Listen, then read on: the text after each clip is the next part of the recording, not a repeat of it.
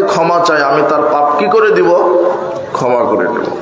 তো এটা শুধু 10 দিন কেন নিয়ে আসা হলো?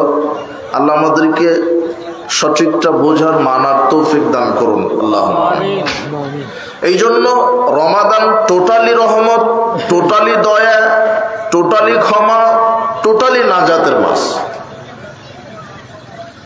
রমাদানের প্রত্যেকটা দিন জান্নাতের সব দরজা খোলা থাকে, রহমতের দরজা খোলা থাকে, ক্ষমার দরজা খোলা থাকে। যে যখন আল্লাহকে ডাকতে পারে, শুধু ক্ষমা নিবেন, দয়া নিবেন, বরকত নিবেন, রুজি প্রার্থনা করবেন, পাপ থেকে কান্নাকাটি করবেন, এটাই হচ্ছে রমাদানের মাস। রমাদানে যেটা প্রধান ইবাদত সেটা সিয়াম পালন করা। সিয়াম, রমাদানের সিয়াম ফরজ।